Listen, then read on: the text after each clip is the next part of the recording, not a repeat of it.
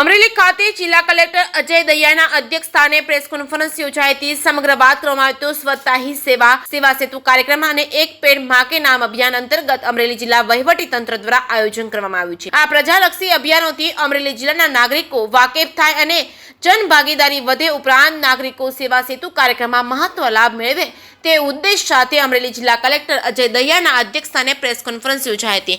Collector Ajay દહિયાએ જણાવ્યું હતું કે તારીખ 2 ઓક્ટોબર મહાત્મા ગાંધીની જન્મ જયંતિએ ભારત અને રાજ્ય સરકાર દ્વારા સ્વચ્છતા હી સેવા અભિયાન હાથ ધરવામાં આવશે।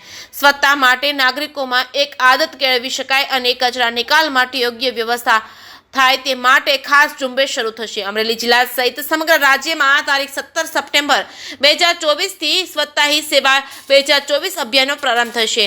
અમરેલી જિલ્લામાં સ્વચ્છતા અભિયાનને લોક ભાગીદારી સાથે વિવિધ સ્થળોએ કાર્યક્રમો કરવામાં આવશે। આ કાર્યક્રમને જન આંદોલન સ્વરૂપે સફળ બનાવવાનો ઉદ્દેશ છે।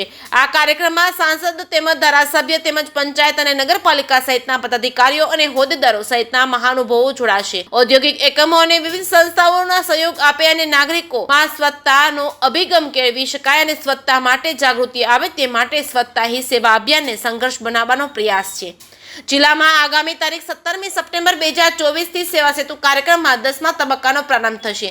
તારીખ 31 ઓક્ટોબર 2024 સુધી કાર્યરત રહેશે, જેમાં ગ્રામ્ય વિસ્તારમાં તાલુકા દીઠ 3 કાર્યક્રમ અને શહેરી વિસ્તારમાં પણ મહાનગરપાલિકા તથા નગરપાલિકા દીઠ 2 કાર્યક્રમનું આયોજન કરવામાં આવ્યું છે। સ્વચ્છતા હી સેવા અને એક પેડ માં કે નામ અભિયાન અંતર્ગત જનભાગીદારી માટે જિલ્લા કલેક્ટરે અપીલ કરી છે। સેવા સેતુ કાર્યક્રમમાં માધ્યમથી રાજ્ય સરકારની વિવિધ સેવાઓ અને યોજનાનો લાભ મેળવવા અનુરોધ કર્યો છે। જિલ્લાના શહેરી અને ગ્રામ્ય વિસ્તારમાં કરવામાં આવેલા સેવા સેતુ અને સ્વચ્છતા હી સેવા અભિયાન વિશે વિગતો આપતા જિલ્લા વિકાસ અધિકારી પરિમલ પંડ્યાએ જણાવ્યું છે કે સઘન સફાઈ થયા બાદ તે સ્થળ પર એક પેડ માં કે નામ અભિયાન અન્વયે વૃક્ષારોપણ કરી ગાર્ડનિંગ કરવામાં આવશે। આ પ્રકારના સ્થળ પર નાગરિકોને બેઠક કે વિસામા માટે બાકડાઓની વ્યવસ્થા રહેશે। તારીખ 17 થી શરૂ થયેલા સફાઈ અભિયાનમાં નાગરિકો સંસ્થાઓ સહિતના જોડાય તે માટે અપીલ કરી હતી। સ્વચ્છતા હી સેવા અન્વયે ટ્રાન્સપોર્ટ હબ અને ધાર્મિક પ્રવાસન સ્થળો તેમજ નાળા, ગટર, ખુલ્લા પ્લોટ, માર્કેટ વિસ્તારો, સરકારી કચેરીઓ તેમજ આઉટગ્રોથ વિસ્તારમાં સફાઈ થશે। તેમણે શ્રેષ્ઠ સફાઈ કેટેગરીમાં પસંદગી પામેલા તાલુકા અને શહેરો તેમજ જિલ્લાને આપવામાં આવનારા ઇનામ સહિત વિગતો માટે નિર્મળ ગુજરાત 2.0 વિશે જણાવ્યું હતું।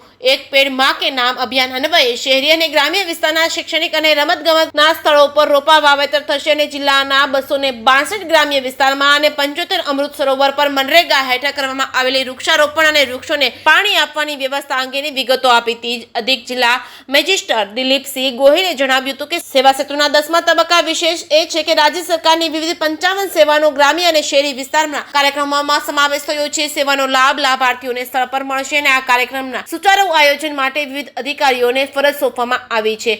સેવા સેતુ કાર્યક્રમ અન્વયે ડિજિટલ ભારતને સહકાર આપવા નાગરિકોને ડિજિટલ ટ્રાન્ઝેક્શન અને ભીમ એપના ઉપયોગ માટેના નિદર્શન અને પ્રાકૃતિક કૃષિ અને પોષણ યોજના, આરોગ્ય યોજના સહિતની નવી સેવાઓના બાબતોને સાંકળી લેવામાં આવનાર હોવાનું કહ્યું હતું। સેવા સેતુ કાર્યક્રમમાં વરિષ્ઠ નાગરિકો અને દિવ્યાંગજનોને પ્રાથમિકતા મળી રહે તે સાથે સ્થળ પર જરૂરી પ્રાથમિક સુવિધા રાખવામાં આવશે અને ઉપરાંત અધિકારીઓ, પદાધિકારીઓ અને કર્મચારીઓને સ્થળ ઉપર જ ઉપસ્થિત રહેવા સહિતની વિગતો જણાવી હતી। અમરેલી જિલ્લા સેવા સદન ખાતે યોજેલા પ્રેસ કોન્ફરન્સમાં નાયબ જિલ્લા વિકાસ અધિકારી કોટક તેમજ અમરેલી નગરપાલિકાના ચીફ ઓફિસર પટેલ તેમજ સામાજિક વનીકરણના અધિકારી, કર્મચારી અને પત્રકારો ઉપસ્થિત રહ્યા હતા।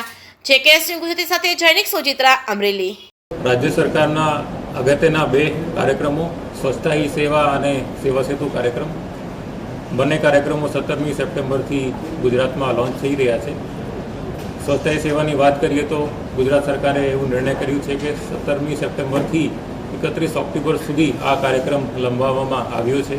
આ વખતની જે થીમ છે એના ઉપર ફોકસ કરીએ તો જે શહેર અને ગામમાં ગાર્બેજના પોઈન્ટ છે અથવા બ્લેક સ્પોટ્સ જેને કહેવાય, આવા પોઈન્ટ્સ આઈડેન્ટિફાઈ કરવામાં આવશે અને આવા પોઈન્ટ્સની સવાર અને સાંજ 2 વખતનું સૂચન કરેલ છે કે 2 વખતે નગરપાલિકા અને પંચાયતોની સફાઈ કરવામાં આવે। આ ઓવરઓલ કાર્યક્રમમાં થીમ બેઝડ કાર્યવાહી કરવામાં આવશે। થીમ બેઝમાં દર અઠવાડિયાની એક થીમ રહેશે, જેમાં જાહેર રસ્તાઓની સફાઈ છે, એના પછીના અઠવાડિયામાં ધાર્મિક સ્થળોની સફાઈ છે, વોટર બોડીઝની સફાઈ છે, વાણિજ્યના સ્થળો છે એમની સફાઈ છે, સરકારી કચેરીઓ એ એક એન્ટાયર વીક એના માટે છે અને છેલ્લે નગરપાલિકાનો જે આઉટડોર્સ વિસ્તાર છે એની સફાઈ રાખવામાં આવી છે. જે સેવા સેતુનું કાર્યક્રમ છે એ ક્લસ્ટર ફોર્મેટમાં છે. એક ક્લસ્ટરના મોટા ગામમાં આ સેવા સેતુનું કાર્યક્રમ યોજવામાં આવશે.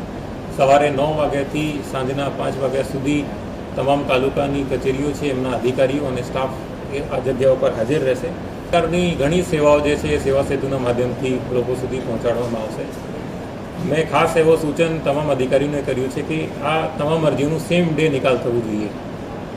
એટલે સવારે જે અરજીઓ નોંધવામાં આવશે બપોરે એનું પ્રોસેસ કરીને અને સાંજ સુધી તમામ અરજીઓ પર પોઝિટિવ નિકાલ થાય અને મેક્સિમમ લોકોને એ એક જ દિવસમાં એની જે અરજી છે એનો નિકાલ થઈ જાય આવી સૂચના આપવામાં આવી છે. આપણે આ સફાઈ કર્યા પછી જનરલી થોડાક દિવસોમાં ફરી પાછો ત્યાં કચરો થઈ જતો હોય છે.